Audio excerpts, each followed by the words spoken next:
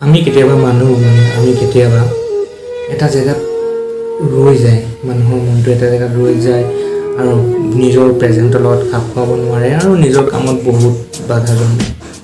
কিহৰ কাৰণে হয় তেনেকুৱা? আছে মোৰ তেনেকুৱা, মই আপোনাক মেছেজ দেখুৱাব পাৰোঁ। মোৰ মেছেজ দিছে যে এই কথাখিনি কি হ'ব পাৰে, মোৰ এনেকুৱা হৈছে। মই ভাবোঁ নিজৰ ব্যক্তিগত নিজৰ কথা মই কৈছোঁ, প্ৰতিজন মানুহৰে পাষ্টত এনেকুৱা এটা কিবা নহয় কিবা হয়, চবৰ লগতে হয়, সৰুকৈ হ'লেও হয়, ডাঙৰকৈ হ'লেও হয়, যিকোনো কথা কিবা এটা হ'লেও হয়, পৰিয়ালৰ মানুহৰ লগত বা বন্ধু বান্ধৱৰ লগত বা যিকোনো কথাৰ কাৰণে হ'ব পাৰে। আৰু সেই জেগাটো ৰৈ যায় আৰু সেই জেগাটোৱে মানুহজনক বা মানুহটোক নক কৰি থাকে সদায় আৰু অশান্তিত থাকে। বহুত মানুহ ওলায়ো আহে তেনেকুৱা জেগাৰ পৰা, কিন্তু এটা জেগাত কিছুমান মানুহ ৰৈ যায়। কেলৈ ৰৈ যায়? ৰৈ যোৱা কাৰণটোৱে হ'ল আমাৰ মনটো, সেইটোৰ ভিতৰতে চব বস্তু আছে। আমি যদি ভাবোঁ প্ৰতিটো কথা চেঞ্জ কৰিব পাৰোঁ, পাষ্টত কিয় থাকিব লাগে? সেই পাষ্টৰ কথাটো আমি যদি বেলেগ ধৰণে চাওঁ, সেই কথাটো যদি আমি ভাল বুলি চাওঁ আৰু সেই কথাটো আমি যদি বাদ দিব চাওঁ, ভাল কথা এটা আমি বাদ দি প্ৰেজেণ্টৰ লগত যদি খাপ খোৱাব চাওঁ, প্ৰেজেণ্টটো আমাৰ অট'মেটিকলি বদলি যাব। প্ৰেজেণ্টটো কি ভৱিষ্যতটো, আৰু যদি আমি হয়তো নকৰোঁ, সেই বস্তুটো ফিউচাৰটো আকৌ বেলেগ হ'ব। ছাপ'জ ধৰি লোৱা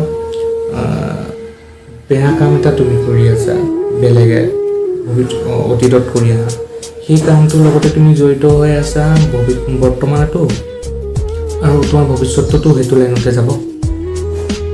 কিন্তু যদি তুমি ভাবা তোমাৰ হৈ যোৱা পাষ্টৰ কথা বাদ দি বৰ্তমানত চেঞ্জ কৰি সেই ট্ৰেকটো সলাই, থিংকিঙৰ ট্ৰেকটো সলাই পেলাই যদি বেলেগ লাইনত যোৱা, ভৱিষ্যতটোও তোমাৰ সলনি হ'ব। মই এইটো কথা ক'ব লৈছোঁ, তোমাৰ মূৰৰ ভিতৰত, তোমাৰ মনটোৰ ভিতৰত যিখিনি শক্তি আছে, বহুত ডাঙৰ এইটো শক্তি। যি কৰোঁ বুলি ভাবা সেইটোৱে কৰিব পাৰিবা, চেঞ্জ কৰিব পাৰিবা প্ৰতিটো কথা। সেই কথাখিনি তুমি বাদ দিম বুলি ক'লে বাদ দিব পাৰিবা। আৰু এটা কথা, মানে আমাৰ এনেকুৱা এটা হয়নে, এই এটা এনেকুৱা সময় এটা আহে মানুহৰ জীৱনত, দিনটোতে হওক যিখিনি হওক, কিবা এটা কাম কৰাৰ পিছত আমাৰ ৰিলেক্স ফিল কৰোঁ। বিভিন্ন ধৰণৰ বিভিন্ন কাম হ'ব পাৰে, বহুতৰ জিম কৰি পেলাই হয়, কিছুমানে ড্ৰাইভ কৰি পেলাই হয়, চাইকেল চলাই হয়, গান শুনি হয়, যিকোনো ধৰণৰ কাম। সেই সময়কণ ভাবচোন, যোনে জিম কৰিছে বা চাইকেল চলাইছে, চবৰে হয়, মই সেইটো কথা কৈছোঁ।